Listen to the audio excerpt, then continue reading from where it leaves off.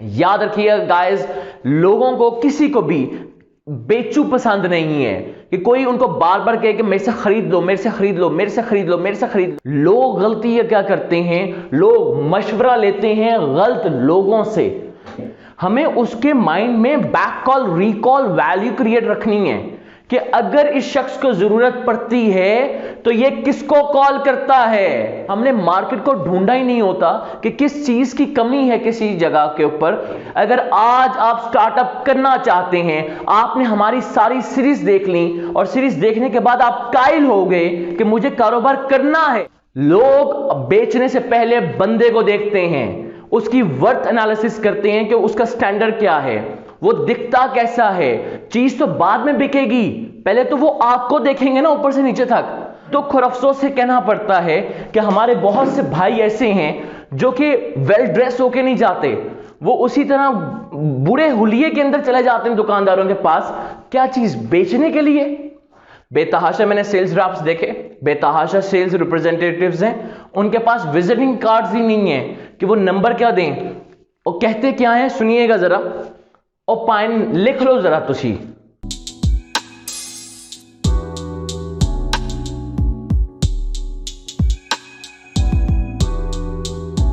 अस्सलामुअलैकुम, smart business ideas के अंदर आप तमाम दोस्तों को खुश आमदीद। तो आज हम लोग जिस टॉपिक को कवर करने के लिए जा रहे हैं वो हमारा है सेल्स का।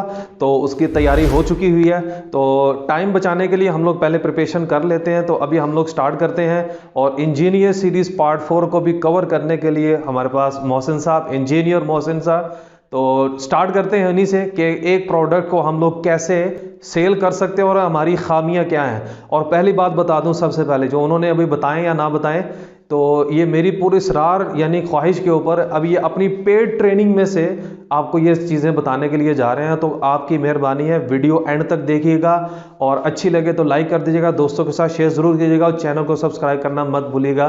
तो स्टार्ट करते हैं। वालेकुम to all my millionaires and all my Pakistani. मैं हूं engineer Mohsin Sarfaraz Baig, CEO and founder of rhythm LED bulbs organization. सिर्फ सर इंजीनियर ही नहीं बल्कि I am a project manager and अल्हम्दुलिल्लाह I graduated in that also. So Hafiz साहब, आपकी पुरजोर फरमाइश और आपके इसरार की वजह से मेरा जो पेड कोर्स है उसके अंदर जो एक मेजर टॉपिक है, और मैं समझता हूं जो इस चैनल के ऊपर आना चाहिए, क्योंकि आपकी जितनी मेहनतें और कोशिशें आपने की हैं, तो हमारी सारी पाकिस्तानी यूथ को जिन चीज़ों के अंदर प्रॉब्लम्स आ रहा है, जो सेल्स नहीं कर पाते, प्रॉपरली डिलीवर नहीं कर पाते, वो बेशक कोई भी बिजनेस हो, कोई भी चीज हो, कि बेचना कैसे है, सेल्स कैसे करनी है, उसके हवाले से एक पूरा प्रोटोटाइप मैंने तैयार कर चुका हूं और आप लोगों के साथ शेयर करने लगा हूं। सो कम विद मी, और इसको बहुत प्रॉपरली आपने अंडरस्टैंड करना है। आज मैं बहुत एनर्जेटिक हूं, आज मैं बहुत पुरजोश हूं, क्योंकि ये सबसे फेवरेट टॉपिक है मेरा, जिसके ऊपर मेरी बहुत ग्रिप है और बहुत कमांड है। सो इस सारी ट्रेनिंग को बड़े गौर से समझिएगा, रिवर्स करें, फॉरवर्ड करें, बार बार देखें, ताकि आपको प्रॉपर अंडरस्टैंडिंग डेवलप हो सके। सो लोगों को प्रॉब्लम कहां पे आती है? बेचने के अंदर, सेल्स के अंदर। याद रखिए गाइस, लोगों को किसी को भी बेचू पसंद नहीं है कि कोई उनको बार बार कहे कि मेरे से खरीद लो, मेरे से खरीद लो, मेरे से खरीद लो, मेरे से खरीद लो। हर एक शख्स इरिटेट होना शुरू हो जाता है। बेचू किसी शख्स को भी पसंद नहीं आता। अगर किसी को जिस चीज की जरूरत होती है उसको वो चीज मैंने प्रोवाइड कर दी तो वो अपने आप सेल्स में कन्वर्ट हो जाती है। प्रॉब्लम कहां आता है? हमारा कोई भी रिसर्च नहीं होती, मतलब हमने कोई भी एनालिसिस नहीं किया होता, हमने मार्केट को ढूंढा ही नहीं होता कि किस चीज की कमी है किसी जगह के ऊपर, और जिस चीज की कमी होती है वहां तक वो चीज पहुंचा देने का नाम ही सेल्स आ जाता है।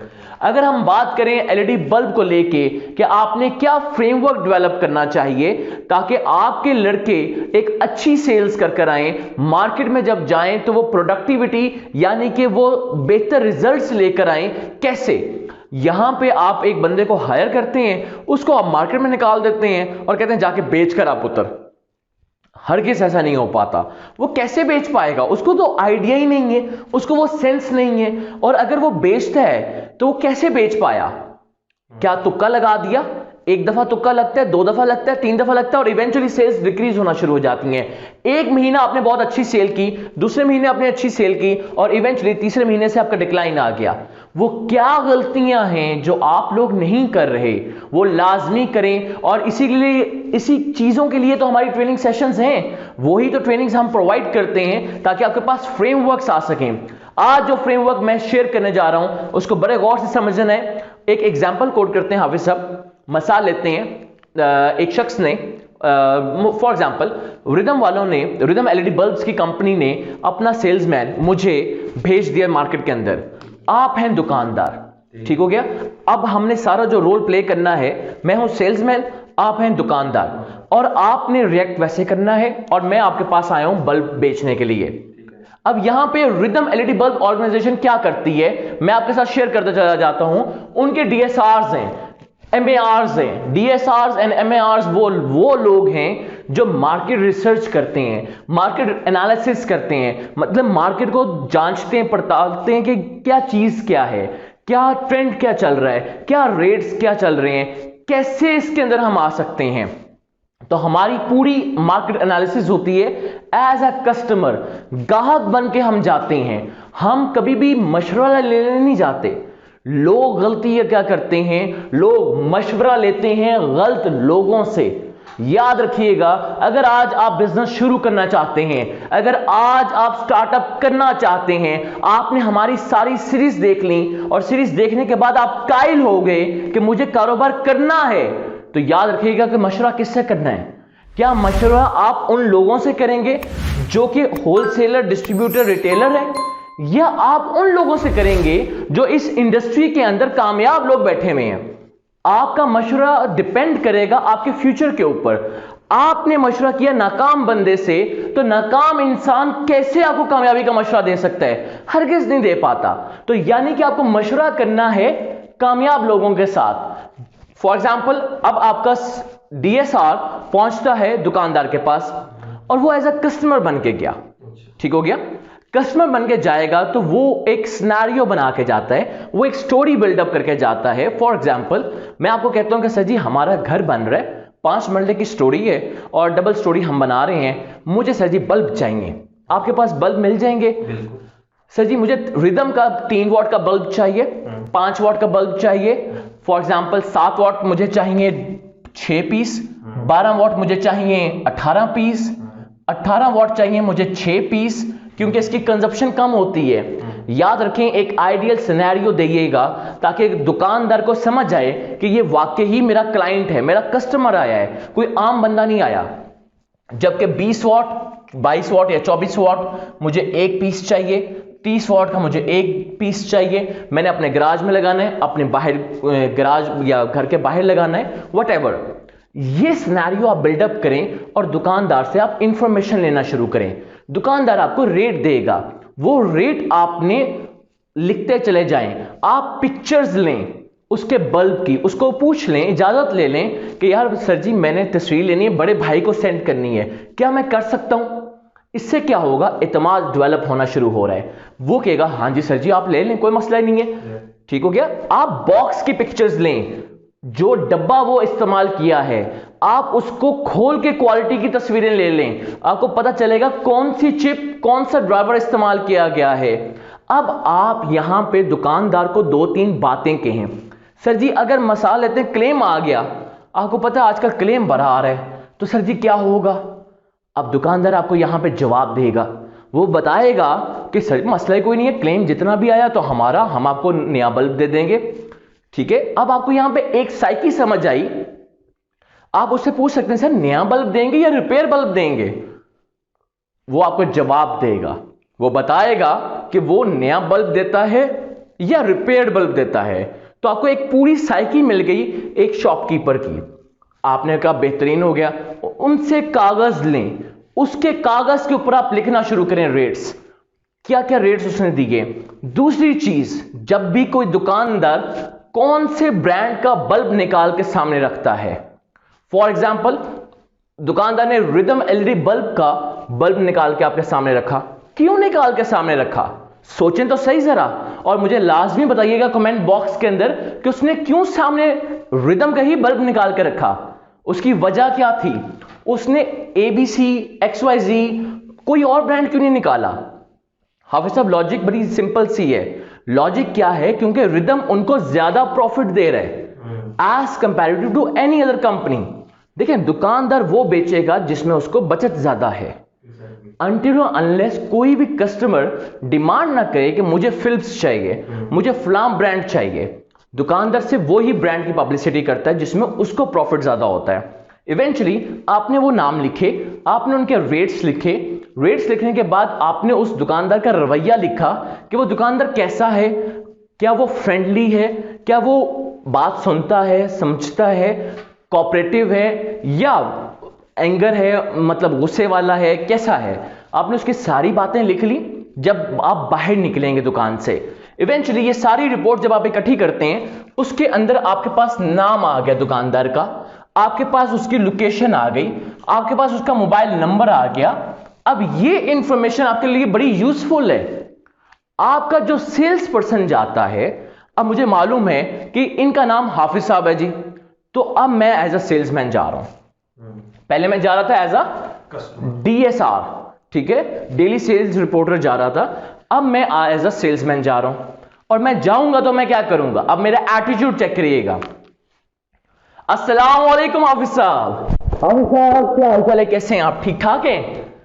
हाफिज साहब बस मैंने कहा गुजर रहा था तो हाफिज साहब से मिलता चला जाऊं। अब यहां पे हाफिज साहब परेशान हो जाएंगे, ये बंदा कौन है, क्या मैं जानता हूं इसे, ये नहीं जानता। मैंने कहा हाफिज साहब आपके लिए एक तोहफा लेकर आया हूं। यहां से मैंने बैग में से अपना बेहतरीन बल्ब की पैकिंग निकाल के, हाफिज साहब ये देखें, ये है हमारा 12 वॉट, ये देखें ये 7 वॉट, ये 5 वॉट, ये 3 वॉट, ये 0 वॉट, ये 18 वॉट, ये 30 वॉट, ये 40, ये 50, ये 60, ये पूरी रेंज है सर, आपके लिए लेकर आया। अब यहां पे हाफिज साहब एकदम शॉक में चले जाएंगे कि ये पूरी रेंज एक बंदा लेकर आ गया, कैसे? और इवेंचुअली वहां पे मेरे पास क्या क्या टूल्स होंगे वो जानना और वो समझना बहुत जरूरी है। मैं आपको बताता हूं कि एज अ सेल्समैन, हमारे जितने सेल्समैन होते हैं, हम उनको मीटर्स प्रोवाइड करते हैं, हम उनको टूल्स देते हैं, उनको वो गैजेट्स देते हैं कि जिनसे उनकी सेल्स इंक्रीज हो जाती हैं। फॉर एग्जाम्पल, हम उनको सैंपल्स देते हैं, हम उनको रेट लिस्ट देते हैं, उनकी रिप्रेजेंटेशन बहुत अच्छी होती है। मुझे बड़े दुख और अफसोस से कहना पड़ता है कि हमारे बहुत से भाई ऐसे हैं जो कि वेल ड्रेस होके नहीं जाते, वो उसी तरह बुरे हुलिये के अंदर चले जाते हैं दुकानदारों के पास। क्या चीज? बेचने के लिए। लोग बेचने से पहले बंदे को देखते हैं, उसकी वर्थ एनालिसिस करते हैं कि उसका स्टैंडर्ड क्या है, वो दिखता कैसा है। चीज तो बाद में बिकेगी, पहले तो वो आपको देखेंगे ना ऊपर से नीचे तक। आप बगैर नहाए, बगैर अच्छे कपड़े पहने, आप वैसे ही उठ के चले जाते हैं। सेल्स कैसे होगी भाई? आपके पास गले के अंदर कार्ड नहीं है आपकी कंपनी का, आपके बल्ब का, तो वो क्या सेल्स करेगी? कहां रेशियो डाउन जाएगी? बी प्रोफेशनल्स यार, कम से कम आपको प्रोफेशनल बनना पड़ेगा। आपको दुकानदार का नाम पता होना चाहिए। हर शख्स को अपना नाम बहुत अच्छा होता है, बहुत अजीज होता है। मिसाल लेते मियाँ जी के पास जा रहा हूं तो मियाँ जी को दूर से आवाज दूंगा, मियाँ जी अस्सलाम वालेकुम, तो मियाँ जी बड़े खुश होंगे, यार अरे वाह इसने मुझे सलाम पेश की है। तो अगर मैं उसका नाम नहीं लूंगा तो क्या होगा? उसको मजा ही नहीं आएगा। वो अरे वाह वाली जो फीलिंग है वो क्रिएट करनी बड़ी जरूरी है। आपको दुकानदार का नाम का पता होना और रिकॉर्ड्स में पहले से लिखा होना बहुत जरूरी होता है। नंबर 3, विजिटिंग कार्ड्स तक ही नहीं होते हमारे सेल्स के लोगों के पास। बेतहाशा मैंने सेल्स रैप्स देखे, बेतहाशा सेल्स रिप्रेजेंटेटिव्स हैं, उनके पास विजिटिंग कार्ड्स ही नहीं है कि वो नंबर क्या दें और कहते क्या है, सुनिएगा जरा, और पाइन लिख लो जरा, तुसी नंबर डायल कर लो। कौन नंबर डायल करेगा? कौन लिखेगा? आपके पास विजिटिंग कार्ड्स, आपके पास टूल्स होने चाहिए, आपको नॉलेज होना चाहिए कॉन्ट्रैक्ट्स क्या होते हैं, आपको पता होना चाहिए कि डील्स कैसे मैनेज की जाती हैं, आपको पता होना चाहिए एग्रीमेंट्स क्या होते हैं, credit agreement, sales agreement, cash agreements. अगर कोई ऐसी डील करनी पड़े तो आप कैसे बाउंड कर सकते हैं, क्या एसओपीस रखेंगे, ये सारी चीजें बनानी पड़ती हैं। और यही तो बनाने के लिए हम हाजिर हैं और हम आपको प्रोवाइड करेंगे वो all that information in our training sessions कि ये कैसे सारी चीजें बनाई जाती हैं और की जाती हैं। इवेंचुअली ये सर सारी जो चीजें हैं ये प्रोएक्टिव अप्रोच है। ये सारी चीजें प्रोएक्टिव हैं। आपका सेल्स का लड़का जाने से पहले उसको पता होता है सब कुछ, बजाय इसके कि वो रिएक्टिव हो जाए। अगर उसको पता ही नहीं होगा कि वो जा किसके पास रहा है, उसने बेचना क्या है, उसने करना क्या है, तो वो रिएक्टिव हो जाएगा। रिएक्टिव मतलब वो परेशान हो जाएगा, वो जो प्रॉब्लम का सलूशन था वो तो लेके नहीं गया। और अगर उस सारी करने के बावजूद भी अगर दुकानदार नहीं मानता मेरी प्रोडक्ट लेने के लिए, तो कोई मसला नहीं है। हम जबरदस्ती नहीं बेचते, हमें उसकी सिर्फ जरूरत पूरी करनी है। हमें उसके माइंड में back call recall value create रखनी है कि अगर इस शख्स को जरूरत पड़ती है तो ये किसको कॉल करता है। ये कॉल करता है सिर्फ और सिर्फ रिदम एलईडी बल्ब्स को। ये कॉल करेगा किस नंबर के ऊपर? वो नंबर है 0311447711 के ऊपर, ताकि इसको जो जो प्रॉब्लम्स आए वो अपनी क्लियर कर सकता है। तो गाइस बेसिकली क्या है, हम गलती कहां करते हैं? हम गलती करते हैं कि यार ये तो कुछ भी नहीं करना, हम क्या करें, अगर ये 100 रुपए का बेच रहा है, मैं 90 रुपए का बेच के डिस्काउंट दे देता हूं। गाइस ये this is the worst case scenario. Discounts कभी भी बिजनेसेस आपके ग्रो नहीं कर सकते अगर आप डिस्काउंट्स के ऊपर चलते रहेंगे। बाद में क्या करना पड़ेगा? कम बेच दो, प्रमोशन दे दो, डिस्काउंट दे दो, डिस्काउंट दे दो, डिस्काउंट दे दो, डिस्काउंट दे दो। तो प्रॉफिट कैसे कमाएंगे? कारोबार करने आए थे, कारोबार कैसे करेंगे? वो 5 रुपए फकत जो आप कमा रहे थे, आपने उस पर कंप्रोमाइज कैसे कर लिया? आप अपने बल्ब्स की सेल रेशियो इंक्रीज कर लें। जरूरी नहीं होता कि डिस्काउंट्स देने के बाद ही सेल्स होती है। याद रखिएगा ऑफिसर साहब, मैं आपको बताता चलूं, डिस्काउंट देना सबसे वर्स्ट केस होता है पूरे सेल्स डिपार्टमेंट में कि आप डिस्काउंट इशू करते हैं। याद रखें, जितने बड़े ब्रांड्स हैं, खादी ले लें आप, आउटफिटर्स ले लें, XYZ, वो तब डिस्काउंट्स देते हैं जब उनका सीजन एंड हो जाता है। वो उस मटेरियल के ऊपर डिस्काउंट देते हैं जो कि बिल्कुल किसी काम का नहीं होता। व्हाई? ताकि वो अपना रिफ्रेश कर सकें। क्या कभी किसी अच्छे सूट्स और अच्छे ड्रेसेस के ऊपर भी डिस्काउंट मिला है? कभी भी नहीं। क्या आपकी प्रोडक्ट इतनी लो है कि आप डिस्काउंट देना शुरू कर दें? बिल्कुल भी नहीं। आप तो खुद डिवैल्यू करते हैं अपनी प्रोडक्ट को डिस्काउंट्स देके। आपकी प्रोडक्ट में क्या इतना दम नहीं है कि वो अच्छे रेट्स के ऊपर बिक सके? तो आपने अच्छी क्वालिटी ही डेवलप नहीं की। सो गाइस, अपनी क्वालिटी जब आप स्टैंडर्ड रखते हैं तो अपने रेट्स का भी स्टैंडर्ड रखा जाता है। लोग खरीदते हैं, लेते हैं जब आप बार बार फॉलो अप्स करते हैं। हम सर तौहीन समझते हैं एक दफा से दूसरी दफा जाने पे। अगर हाफिज साहब ने नहीं लिया तो मैं नेक्स्ट वीक दोबारा जाऊंगा, उससे अगले हफ्ते में दोबारा जाऊंगा, उससे अगले हफ्ते में दोबारा जाऊंगा। और जब आप बार बार देखेंगे कि यार ये शख्स इतना कंसिस्टेंट है, ये हर हफ्ते पहुंच रहे, तो आप मेरे से परचेजिंग कर लेते हैं। आपको इत्मीनान आ जाता है कि ये शख्स भागने वालों में से नहीं है, ये बरसाती मेंढक नहीं है कि ये आया और फिर एकदम चला गया। ये अपनी कमिटमेंट के ऊपर पूरा उतरने वाले लोगों में से है। सो गाइस, ये पूरी रिसर्च जो हमने की, इसका करने का मकसद क्या था कि आपको कस्टमर रेट मिल जाए। याद रखिएगा, हम लोग गलतियां करते हैं कि हम जाके दुकानदार से पूछते हैं कि सर बताएं मैंने ये कारोबार करना है, कितने का बल्ब आप खरीदते हैं?